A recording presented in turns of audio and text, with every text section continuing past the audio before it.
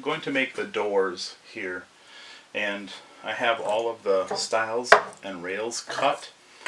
So the bottom rail is going to be a little bit heavier, and that will be 3.5 inches. There's no reason for that, I just like the look of it.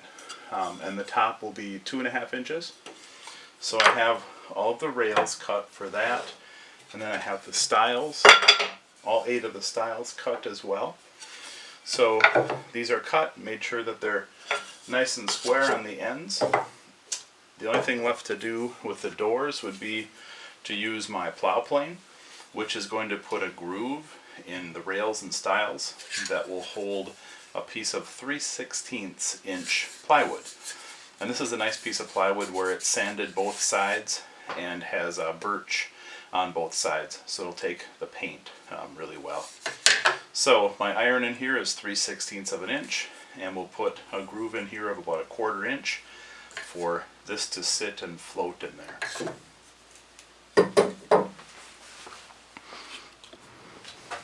Alright, so what we're looking for here is a groove that goes right down the center, and this will hold the piece of plywood.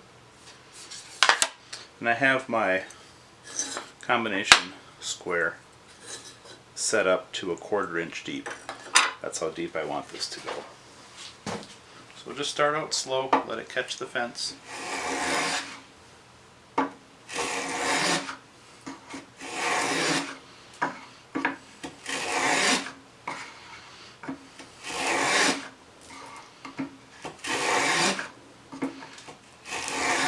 I have the depth of the iron set to take just a little bit off at a time. And I have honed this to 3,000 grit.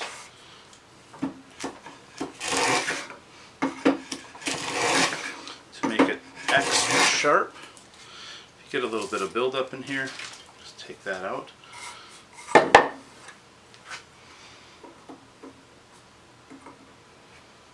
Sometimes, like here, one end will hit 1/4 inch faster than the other.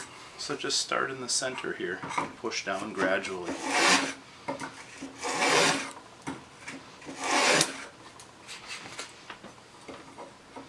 You have to step up your skills a little bit here when you're doing the doors versus doing the side panels. The side panels, if the rails and stiles don't meet up perfectly, maybe you have a little bit of 1/32 of an inch or even well, probably not any more than that.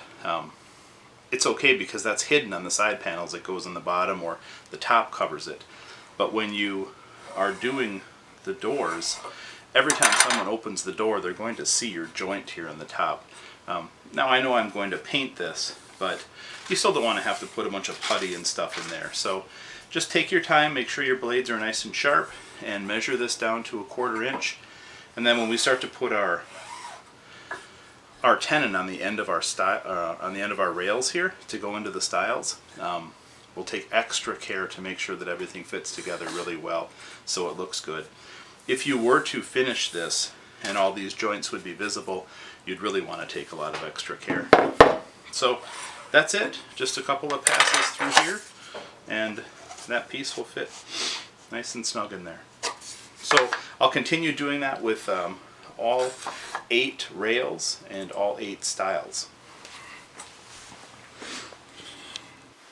To do the longer stiles, I set these up on my bench between these 2 clamps and just take it nice and slow.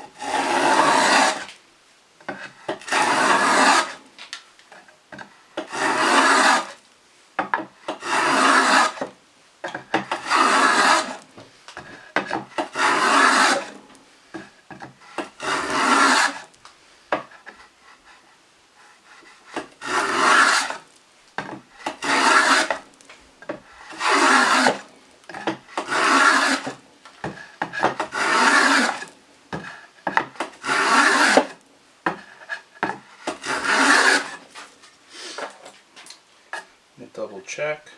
Make sure we're getting to 1/4 inch. A little bit light down here.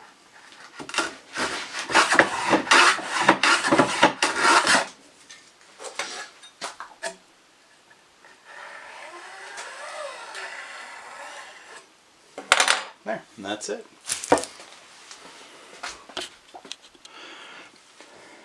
I measure and cut the rails and stiles just using a regular hand saw, a pull saw. But what I will do is leave about a 1/16 of an inch, 3/32 of an inch between my cuts, so that I have the line on there, a real clean line.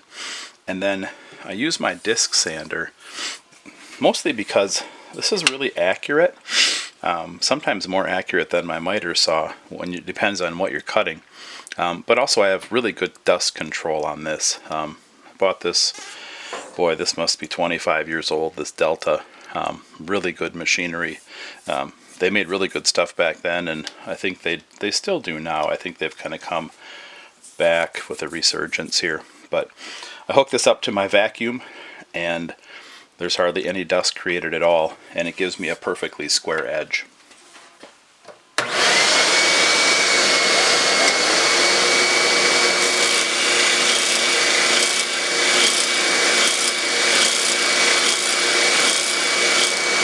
So I just make sure I leave the line.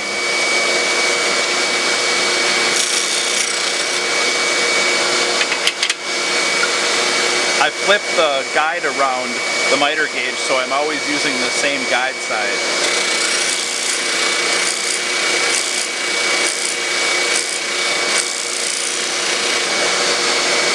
And that's it.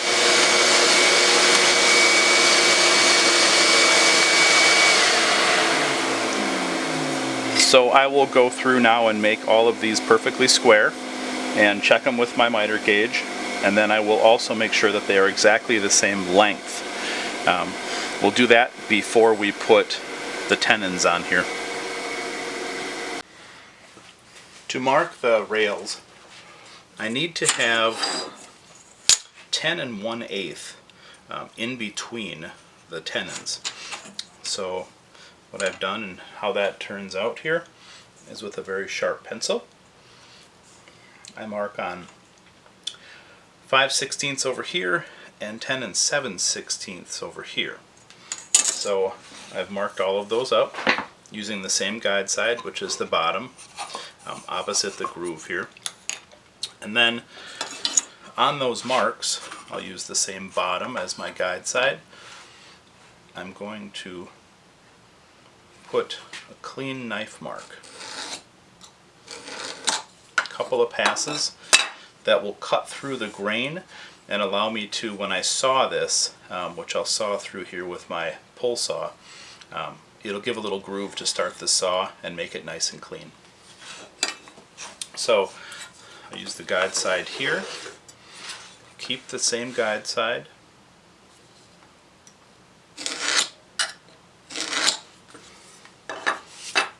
Alright, so I'll go through and mark the face of all of these so I know where the tenons will go, and I will also transfer this onto the other side because I want the front and the back of the tenons to match. So I'll make sure that is accurate, and then we'll make those same cuts here.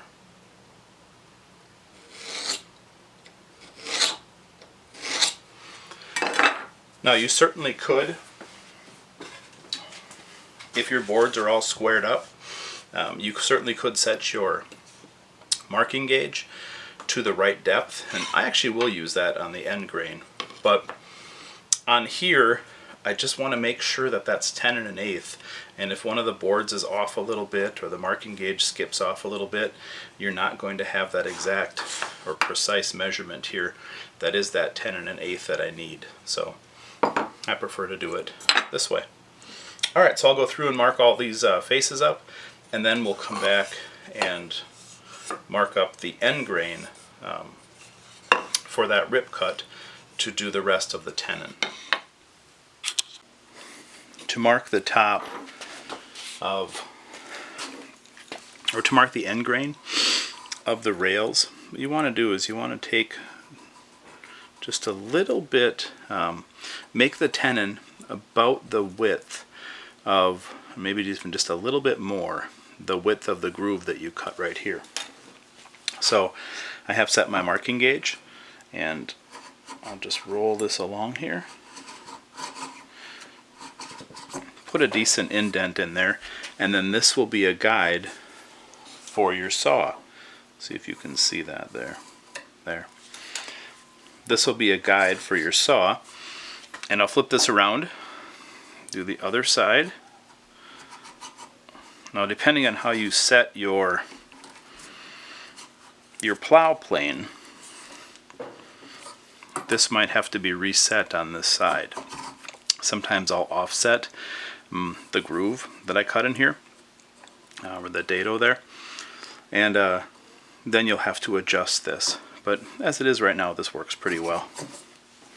So I'll mark this, and I want my tenon to run the full width all the way to the outside here. So I will now go and cut the face cut first here. On here, the face, and then I'll come back and make these end grain cuts. And take this out, take this out, and we'll be left with a tenon on there. Alright, so I have this set up, and I'm going to just find the little knife mark that I made there with my marking knife, and we'll start the cut. I've mentioned this before, but I want to angle my cut just 1 to 2 degrees so that the top edge here is farther out, and I cut in this way, and that will allow the outer edge here to hit the stile first, and then where they join together it'll be really, really tight.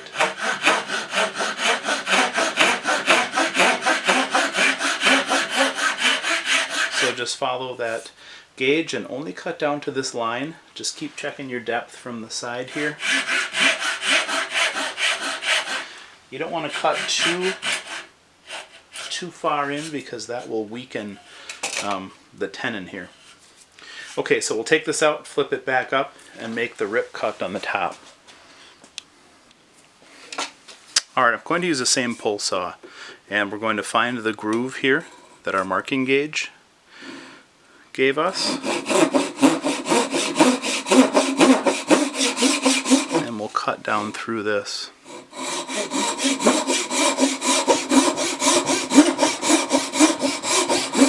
I am cutting slightly at an angle again, so the tip is a little bit narrower than the very end, just to give me a little bit of wood to play with, to fine tune it.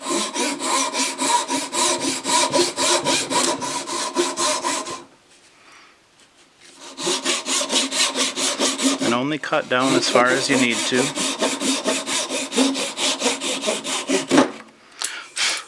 And that will pop out.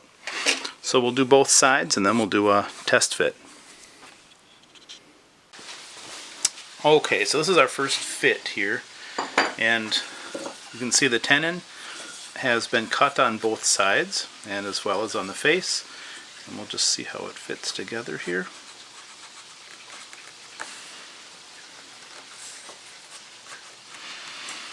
Pretty good. See the back here? It looks like maybe when I was running the plow plane in here it didn't get deep enough in there. So all I'm going to do is take my file, not the rasp side, but just the coarser file side, and let's see, I need to take this side off here. I'm going to move this over here real quick.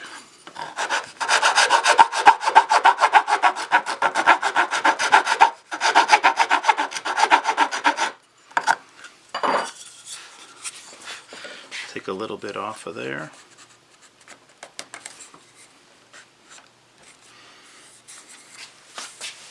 It looks like I still need to take a little bit off there, but that's looking pretty close. Let me file a little bit more off this side and we'll try it again. Okay, after a little fine tuning, comes together just like that. That looks good for me. Let's flip it over, take a look at the other side. Oops.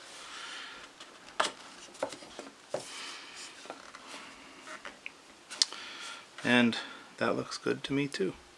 So we'll just keep working our way through each of these individually. When I'm done like this, what I like to do is put like an A here and an A here, so that I know which one goes with which rail end goes with which style end, to keep them accurate, because each of them is a little bit of a custom fit when you do it by hand.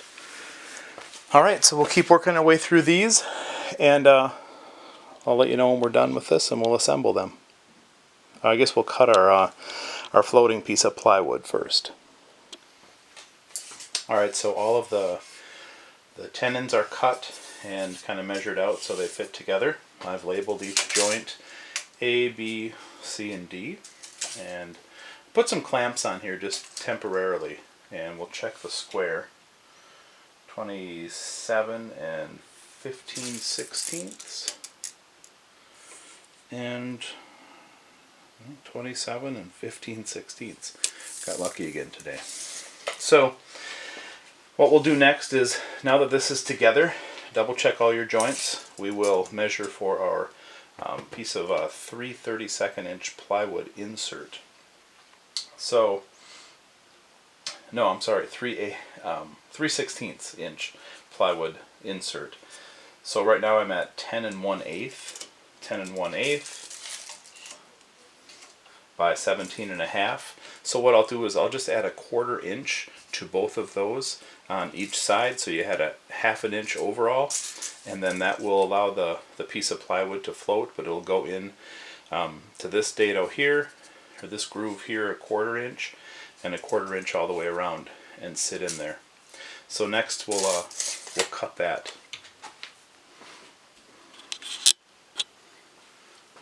So I have a piece of the 3/16 inch plywood and sanded both sides so it'll accept the paint nicely. And what I've done is laid out of this scrap piece I have, I can get all 4 panels for my 4 doors. So I will just measure out what I need this way and this way. I put a big framer square on the end here just to make sure I found the factory edge so that this is nice and square. And then measure everything out. I leave just a tiny little gap here for the saw. The saw has a really thin kerf, so just probably like a 32nd or so I leave in between there. Measure everything out, and then always, once you're done laying all this out, measure your diagonals just to double check that everything is square and each of your panels are square. And if they're not, if they're off just a little bit, redo it. It'll make sense when you put your door together, so everything stays nice and true and square. So what we'll do next is, let me get these clamped down and we will cut these out.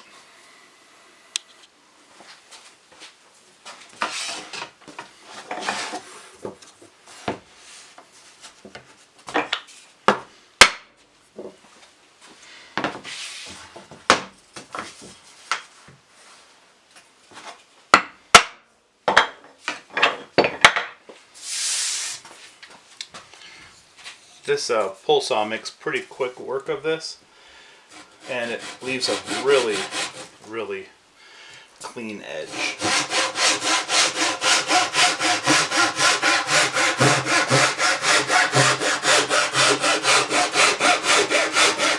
If you get off track at all, just twist it a little bit and it'll pull it back in.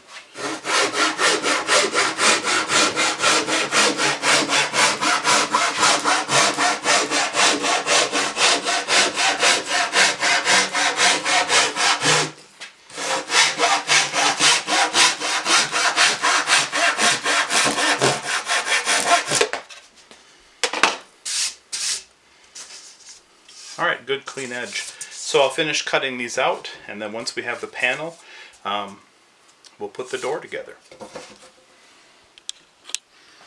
Alright, so cut all 4 panels for the inside of these, and then fit one together here, And this will be the last style that goes on here. Make sure it goes in there. We'll get everything lined up. So we'll do a dry fit like this first and make sure that everything looks pretty good. Alright, so we'll take this apart, put glue on all of the kind of the dado in here and on the tenons, and just put a couple of clamps on here and glue these together.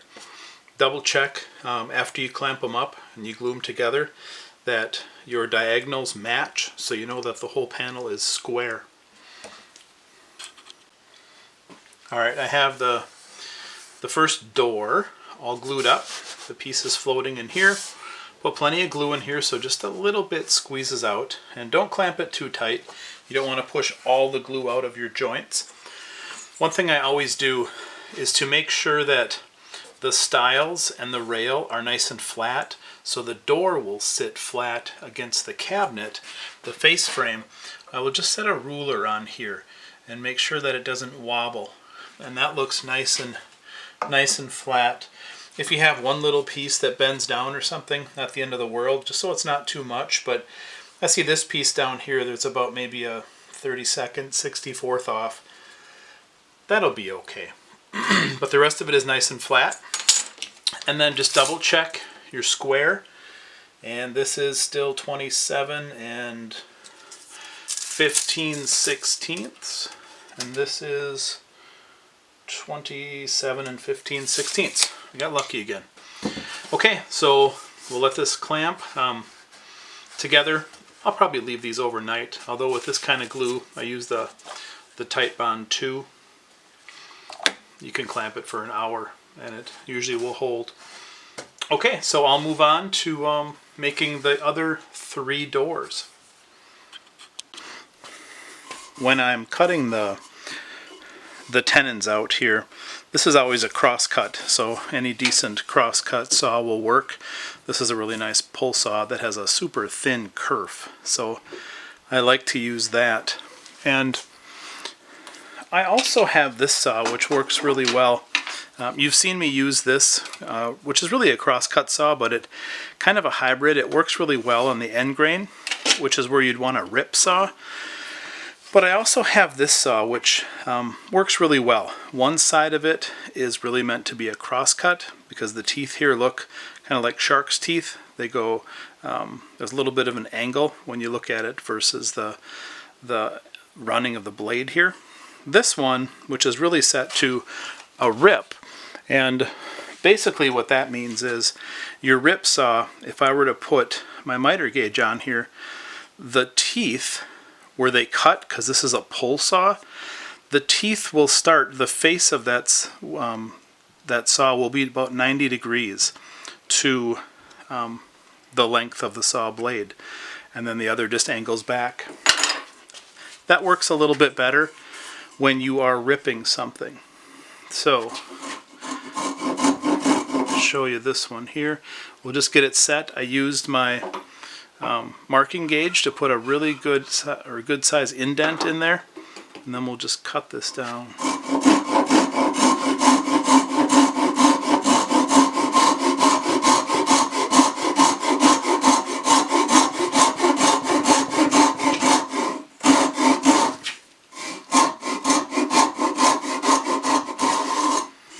And that makes pretty quick work out of it. We'll do this other side. What I'll do is I'll start it on one side with my thumb right here. And then once I get a start, slowly rock it down. And then I'll put my thumb on this side to keep it in that groove.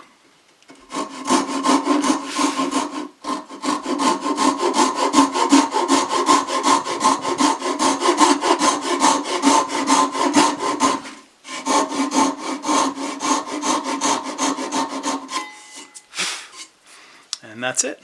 Now we'll do these cross cuts. All the doors are finished, and I'm kind of just seeing how they fit best on here. So you want to make sure you lay them on here and make sure they fit nice and flat and don't rock. I'm going to put 2 hinges out here and 1 pull right there. So really what's left now before I mount these on here is I'm just going to round over the edges on the doors, and some of the joints here, just when I buy the lumber from the store, sometimes they're 3/4 of an inch, sometimes they're just like a 32nd off. So I'll take my hand plane and like the block plane and just take that down a little bit to smooth that off, and then clean up if there's any extra glue areas. I'll clean that up diagonally with the cabinet scraper. Alright, otherwise I'll do that next and then come back and show you when they are mounted.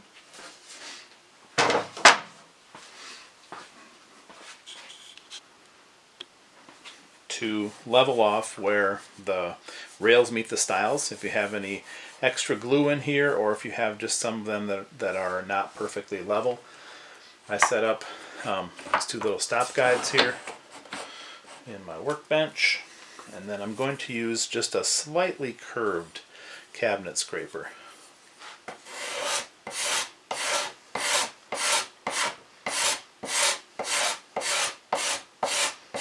I'm moving diagonally, so I move diagonally across this and then across this. If you go straight here, you'll go with the grain, but there's a chance this could tear out. So I usually just go diagonally across the grain, a couple of passes, and you'll feel that that's smooth. If you still have some areas where you feel it needs more work, just put a few pencil lines on there and then scrape down until the pencil lines go away. That feels good. So I will keep doing these all the way around.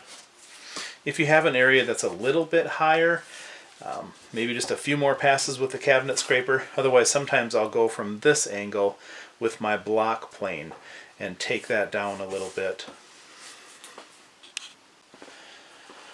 Once you have the surfaces all nice and flat, what I will do is pick the best side and mark that. I mark it with an F4, so this is the 4th door and this is the face. And then what I'm going to do is round over the front of this and then just knock the corner off just a little bit on the back.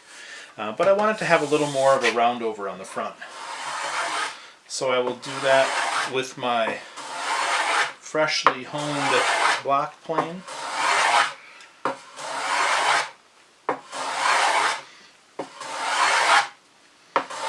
I'll take this down to about a 1/4 of an inch. Just going at a 45-degree angle first.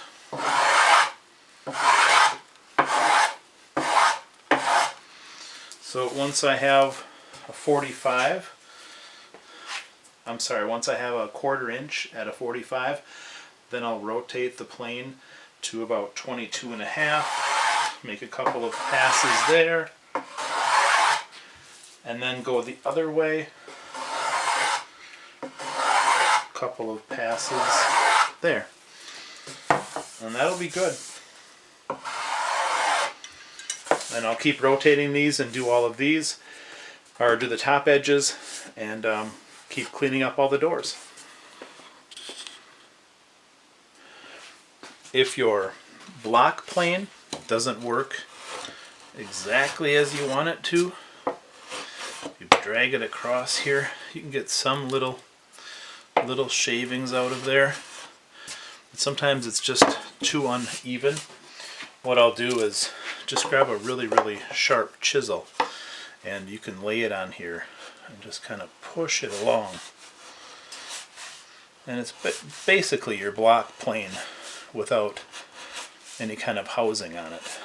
But it'll take these little curls right off. And you can just keep shaping it like this. just make sure your chisel's real sharp.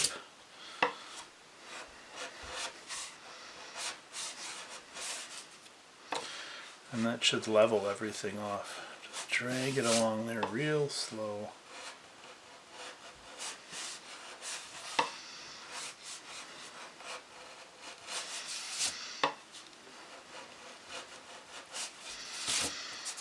And then when you're done, we can just take some sandpaper if you want, or from here, the scraper will probably finish a lot of that off.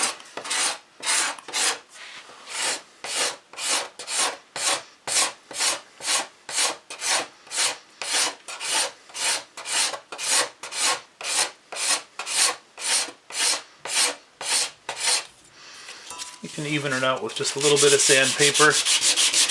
Nothing else to help the paint stick just a little bit better too.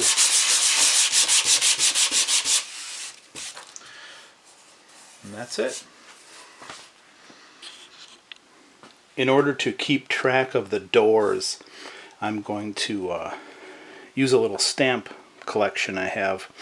And just right inside of the lower part of the hinge, I'm going to stamp a 1, 2, 3, 4. Here I just put a number 2 in here. And that will stay with the doors forever. And then when you look at it, of course 1 will start on the left, and then 2, 3, and 4. So if you ever need to take them off, and especially now when I'm painting them, I will know which one goes where.